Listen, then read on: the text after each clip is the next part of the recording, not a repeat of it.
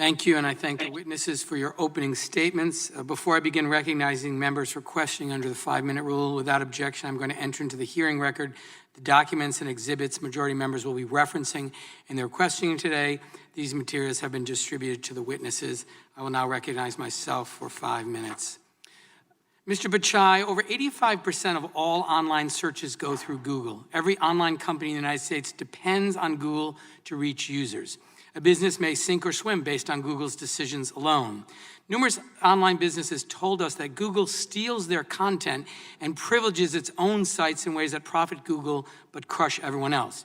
Most businesses asked to stay anonymous due to fears that Google would retaliate against them. One entrepreneur, Brian Warner, told us his website was thriving until Google stole his content. After Google's decision, traffic to his website dropped by 80%. He had to downsize his business and lay off half his staff.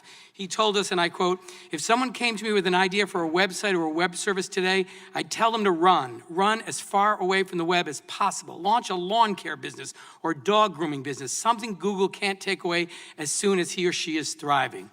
So my first question, Mr. Pichai, is why does Google steal content from honest businesses?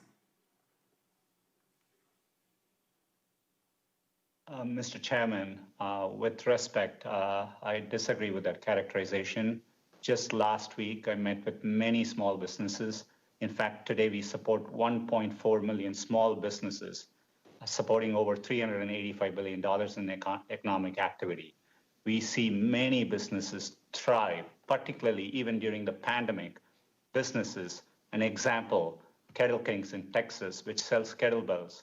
They've really Mr. Pichai, expanded. I have a limited amount of time, so I don't want to interrupt you, but my question is very specific. We heard throughout this investigation that Google has stolen content to build your own business. These are consistent reports, and so your testimony that doesn't happen is really inconsistent with what we've learned during the course of the investigation, but I'll move on to a new question.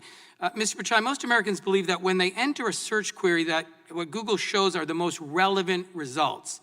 But increasingly, Google just shows whatever is most profitable for Google, be it Google Ads or Google's own sites. And so my question, Mr. Pichai, isn't there a fundamental conflict of interest between serving users who want to access the best and most relevant information and Google's business model, which incentivizes Google to sell ads and keep users on Google's own sites? We've always focused on providing users the most relevant information, and we rely on the trust for users to come back to Google every day. In fact, a vast majority of queries in Google, we don't show ads at all, and we show ads only for a small subset of queries where the intent from users is highly commercial. For example, they may be looking for something like TV sets or so on. But Mr. Pichai, what is the value of the part that you do use the Google ads for? I mean, it's a substantial part of your business. What's the actual value? 200 billion, 300 billion? In terms of revenue, it's around $100 plus billion. Okay. But that's a lot of money, Mr. Pichai. Let me move on. Really, Mr. Pichai, it's Google's business model that is the problem. Our documents show that Google evolved from a turnstile to the rest of the web to a walled garden that increasingly keeps users within its sites. Emails show that over a decade ago, Google started to fear competition from certain websites, web pages that could divert search traffic and revenue from Google. These documents show that Google staff discussed the proliferating threat, is how it was described, that these web pages pose to Google. Any traffic lost to other sites was a loss in revenue. One of Google's memos observed that certain websites were getting, and I quote, too much traffic. So Google decided to put an end to that. Mr. Pichai, you've been at Google since 2004. Were you involved in these discussions about the threat from vertical search? Congressman, without knowing the specifics, it's, I'm not fully clear of the context, but definitely when we look at vertical searches, it validates the competition we see. For example, when users come looking to shop online, independent studies show that over 55% of product searches originate with Amazon, and over 70% originate with the major e-commerce companies. In the few categories which are commercial in nature, we see vigorous competition, be it travel, be it real estate, and we are working hard. Well, let me ask very specifically, Mr. Pichai. The evidence that we collected shows that Google pursued a multi-pronged attack. First, Google began to steal other web pages' content.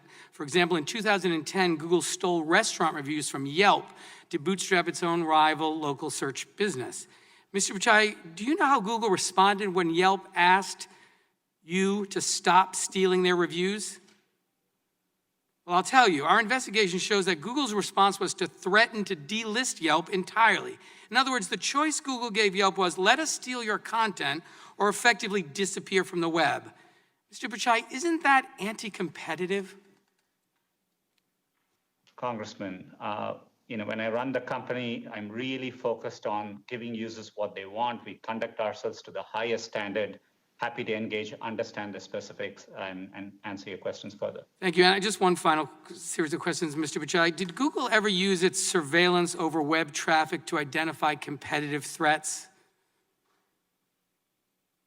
Congressman, just like other businesses, we try to understand trends from data which we can see, and we use it to improve our products for our users. But we are really focused on improving our products, and that's how search I appreciate works. that, Mr. Pichai. Google's own documents and numerous interviews with companies affected by this conduct show that Google did just that, which is very disturbing and very anti-competitive. In addition to stealing content, Google also began to privilege its own sites. An investigative report published just yesterday found that 63% of web searches that start on Google also end somewhere on Google's own websites. And to me, that's evidence that Google is increasingly a walled garden, which keeps users on Google sites, even if Google doesn't have the most relevant information, and it's economically catastrophic for other companies online. And so my time is running out, but Mr. Pichai, I'll just end by saying the evidence seems very clear to me. As Google became the gateway to the internet, it began to abuse its power. It used its surveillance over web traffic to identify competitive threats and crush them.